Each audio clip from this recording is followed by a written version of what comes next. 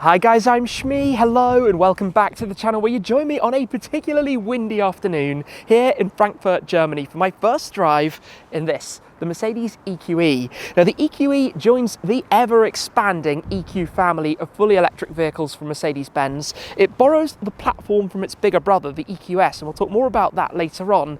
But as a former owner of an electric car in approximately this market segment from another manufacturer that shares the same hometown as Mercedes in Stuttgart in Germany, I figured I'd be quite interested to see what this is all about. At launch, there's the EQE 350, which is the rear-wheel drive version, and this car, the EQE 500 with the dual motor. Down the line will be the AMG derivatives, the 43 and the 53, and probably more, including the EQE SUV. But there's a lot to take a look at. We're going to run through the technology, go and experience it out on the road. But very quickly, to show you inside here, we have the fabulous full Hyperscreen dashboard. We'll run through that, the other technology. Obviously, there's lots of software systems, assistance settings, different things to explore and discover all about. Well, we find out, I guess, everything about this car that enters the business, luxury, technology-focused electric segment from Mercedes, the EQE. So let's check it out in full. Let's start with some of the details about the EQE, then we'll go for a drive on some nice roads, and fingers crossed the weather stays on side with the sunshine out. 1 minute it's like this, the next minute it's pouring with rain. It's one of those crazy days. So like I said, the EQE is based on this new EQ platform that Mercedes created with adaptability in mind. Launched with the EQS, now we see it in the slightly smaller form factor, the smaller brother. It's 25 centimeters shorter, has a 10-cell battery as opposed to the 12-cell. It sits right down underneath the floor, keeping the center of gravity low, but shares a lot of the technology. So with this car, the 500, we've got a 300 kilowatt motor, that's 408 horsepower. The dual motors, I should say, one at the rear, one for the front, four-wheel drive, the 4MATIC system. With the 350 Plus, you have just either the rear-wheel drive or the 4MATIC, but based around the 215 kilowatt motor, which is 288 horsepower. There will be, as I said, the 43, 53 and more to come. So we've got a lot of the shared technology carrying over. For example, you have the very clever rear wheel steering, 4.5 degrees if you take the base option, which gives it a pretty small turning circle, 10 degrees if you unlock it, and you can actually unlock it later. If you purchase a car that has 4.5 degrees, it's actually a software control, the hardware is already there.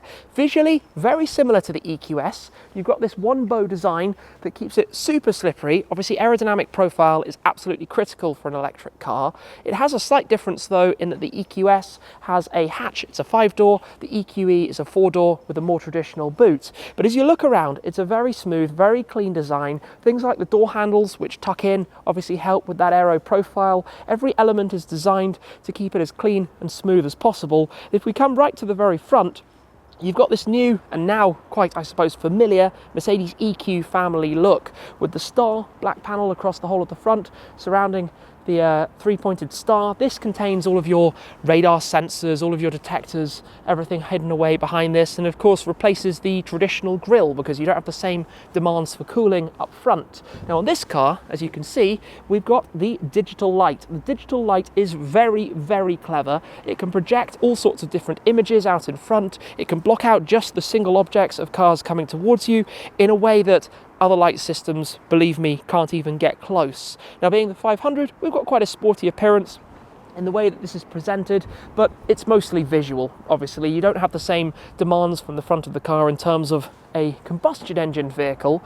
Technically, the change in length is mostly at the rear, but when it comes to this, there's a lot going on in the front that we should check out. So let's take a step on board and have a proper look at this. Let's have a look in here then, and this particular car is finished to a very high specification, most notably this Hyperscreen. He says as the sun has quickly decided to disappear. No doubt it's going to start raining again in a couple of seconds.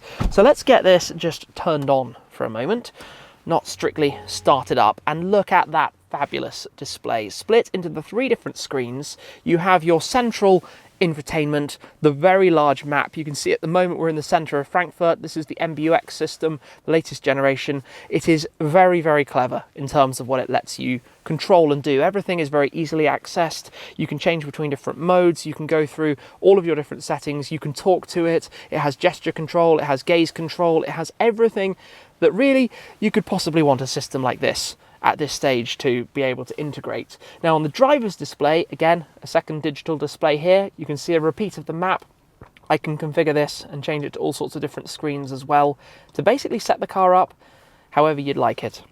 That's the beauty with this system. You can go with all of the information or you can keep it simple. And then even beyond those two, there is the third display for the passenger, which is for watching media, for content playback. And it has gaze control with the sensor here to know where I'm looking. And if I'm looking at that screen, it will stop it playing. That's how clever it is. It allows me to look at the mirror in case you're wondering, but it will stop anything from distracting the driver. You've got some lovely and wonderful ambient lighting that floats around the top of the dashboard. In fact, having a look at the materials up here, we've got this rose gold stitching that just ties in with all of the different elements around.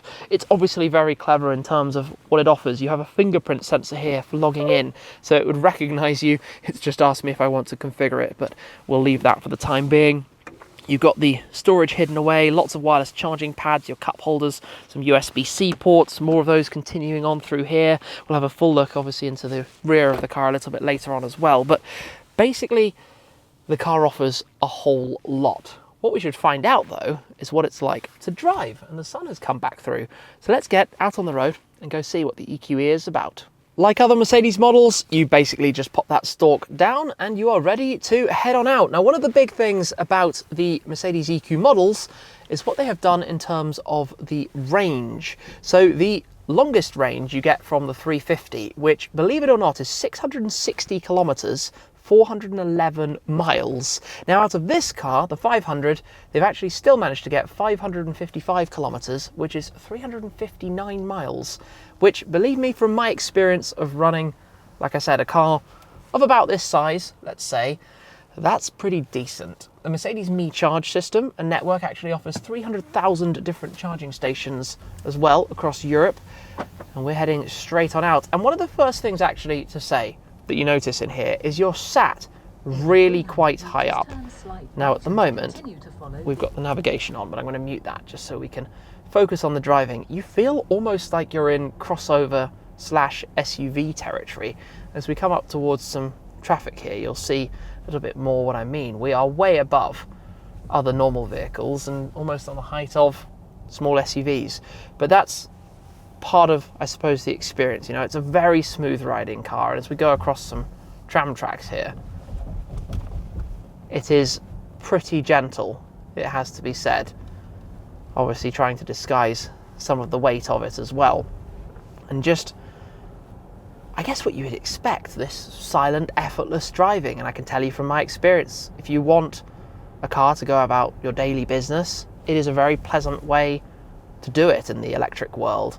Obviously, this supports fast rapid charging. In this case, it can do a maximum peak of 170 kilowatts, so not perhaps as fast as some of the others out there. It will come with the 11 kilowatt built-in charger to use at home, or you can upgrade that to a 22 kilowatt one if you have access to a 3-phase or slightly faster charge. If you press and hold on the brake, by the way, it goes on to hold, but you can go in here and turn off creep and change just about every setting you want. You've got the dynamic selector in the center, so if you press this, you can go through various different settings, including configuring it into individual and having it exactly how you would like it. But we will go for sport for the time being, follow the nav, try and get out of town and go find some nicer roads to experience and offer some feedback about. One of the small upshots of being in Germany is we're now on a de-restricted stretch of Autobahn, so I can put my foot down and experience some of the acceleration. And obviously one of the perks of an electric car is the near-on instant torque that you receive and the fact that it can get a move on. Obviously when you get to higher speeds, nothing like the acceleration of a combustion engine vehicle. I've actually got the heated steering wheel on, which is very welcome considering how windy it is outside today. But this is where, by having a car that is quite so slippery through the air, very low drag coefficient, the EQS manages 0.2, which is pretty outstanding. This is ever so slightly behind. It makes for a very smooth journey, the best part of 200 kilometers an hour, just in a fairly easy stretch. Obviously it's not like hopping on board a supercar or something like that, but hey, we're making a nice move down the road with the sunshine out in force. I'm not quite sure where that came from, but I'm certainly not complaining about it. Very welcome for today's drive, and the heads-up display that I have actually shows a fantastic amount of information. There's so much data available to you. I think for some this is going to be overwhelming. These screens and the quantity of things that are right in front of you is a lot to try and take in. I personally really quite like that because I love being able to configure and set things exactly how best they will work for me, but I can see for others that it's going to be kind of overkill. Now, again, what I was saying about being quite high up, we go past the little van and I feel like I'm sat up higher even than they are, which is the slightly unusual thing about it all. But hey, life is good. We're driving, we're cruising, enjoying the EQE, heading to go find some twisties. At 100 kilometers an hour, foot flat, we are away, empty road. 150, 170, 190, 200, 210. I feel like we're approaching the top of what the car can do there, and we've got a speed limit, so firm on the brakes. And I tell you what, braking actually is quite decent. Good brakes there. One of the very clever things that you find in new Mercedes models is to do with the navigation. As you can see here at the moment, we're about to have a right turn. What I particularly love about it is the way you have this augmented reality overlay, which ensures that you do not get it wrong, because it uses the camera on the front of the car that's inside the three-pointed star, mixed with the overlay from the instructions and navigation directions to give you that very, very clear view to make sure that you get everything right. And it really works quite well, even if you're on a roundabout or something like that, or you have a complex junction with two exits that are quite hard to distinguish apart from one another.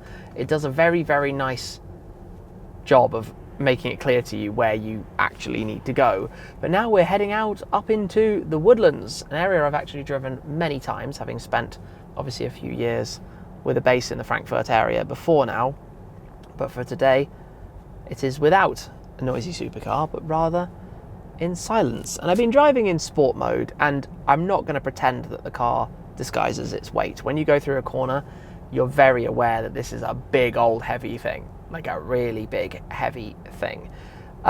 It does ride smoothly until you hit obviously a bigger bump or something, and then you feel the whole kind of lurch that happens around it. If I do pop it back into, let's say, comfort mode for the moment, you feel the instant relaxation of the throttle pedal. It just softens back a little bit, obviously just trying to be eco, trying to ensure that you're driving the car as economically as possible. When you're braking, you have the regeneration, you have the paddles on the back of the steering wheel, which actually allow you to set the level of regeneration. So as you go up and down through those, or rather if you pull the down pedal, you then get full or strong regeneration, as it calls it, which almost allows you to one pedal drive. When you lift off, it effectively brakes you quite strongly down to almost a standstill. You still have a bit of creep going on. Then if you're up into normal, or rather no recuperation, effectively that's when it just flows through and it's going to coast away, and allows you to have that setting constructively, I think, using shift paddle on the back of the steering wheel to run between them, the three different settings that you have available for you in this particular car. Well, this is a bit of fun. The route has brought us up over the hills, surrounded by snow. Hopefully it's not about to snow a whole load more, but I'm not complaining. It's quite picturesque and quite a pleasant place to be driving. I would certainly prefer one with a stiffer setup and ideally an AMG variant. I think a little bit more power. I can see the huge benefits. If you're, let's say, a traditional S-Class customer, I think that's where this is actually a really nice balance. To me, the EQE feels like a new generation of an S-Class. It feels like that size and that style, let's say, whereas the EQS, to me, feels a bit more almost Rolls-Royce-esque, obviously what Maybach was and what you can kind of get with an extended S-Class. Just a very big car, because don't forget, this is huge. This is, well, to put it in comparison, it's a couple of centimeters longer than a Taycan, and it doesn't look it because of the shape, and it sits significantly taller. It's a vastly, I would say, less sporty car, and it's a car that drives as an electric car, as opposed to what the Porsche does is drive like a Porsche first, and it just happens to be an electric powertrain. Whereas in here, everything is different from other Mercedes models. It's all, you know, the EQ family is almost completely separate from the regular Mercedes or the AMG family. And I certainly cannot wait for a smaller electric car, something that doesn't have, you know, yes, okay, this eliminates the problems with turning circle and that kind of thing being huge, but it doesn't get away from the fact that it's still a very big thing if you need to park it. If you've got a tight parking spot in a garage or an awkward street to drive down, it's a huge old car. There's no hiding from that. And, you know, while it's fun to accelerate on the Autobahn as we have done, oh, I've got strong recuperation on, let's put that back to normal. While it's fun to accelerate flat out on the Autobahn, I'm not going to try and pretend it's fast, because it's not hugely fast. For 400 horsepower, it should be faster, but that's because you're lugging around a lot more than 2 tons, basically. It's a heavy, heavy thing. It's a big thing. And I can't really, I guess, emphasize that enough. And to be honest, if you take a look backwards, the view through the rear window is actually pretty minimalist.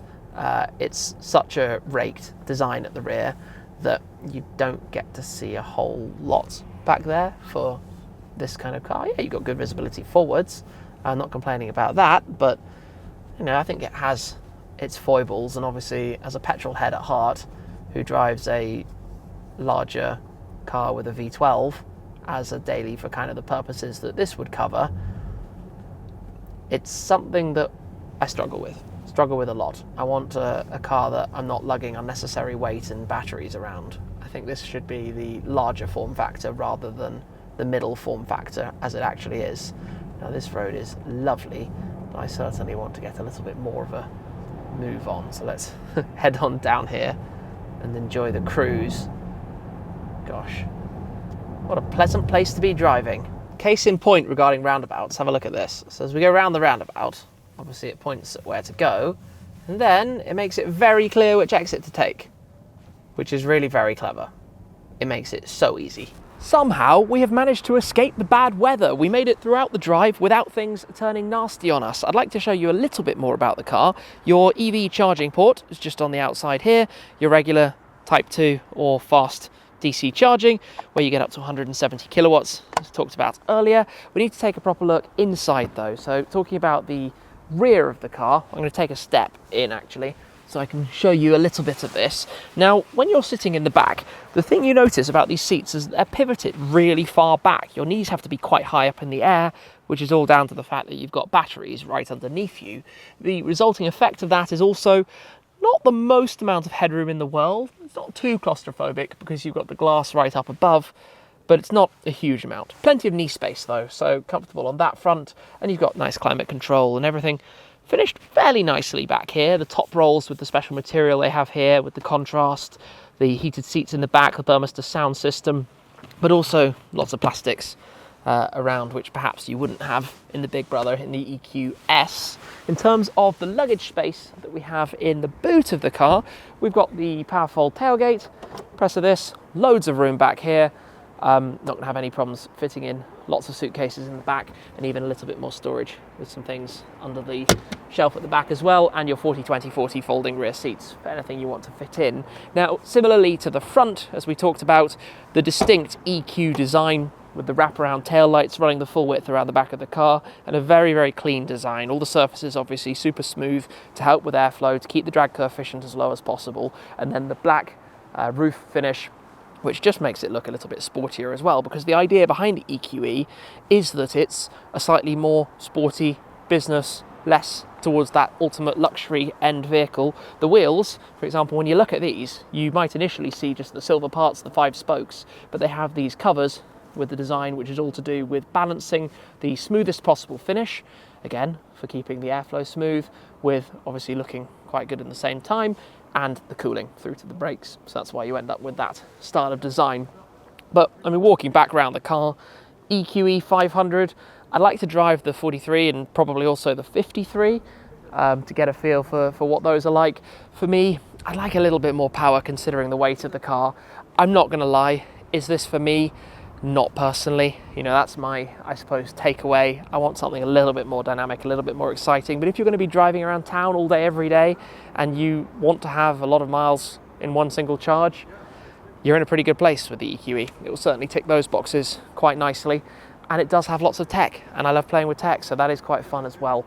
But hey, looking forward to seeing how all of this expands and develops, because this is the future. We're going electric in the whole world, so we've just got to see how all of that goes. Anyway, that's it for today. I hope you've enjoyed the video, and thank you very much for joining me to find out everything about the new Mercedes EQE. That's it for today though, and I'll see you again very soon. Cheers!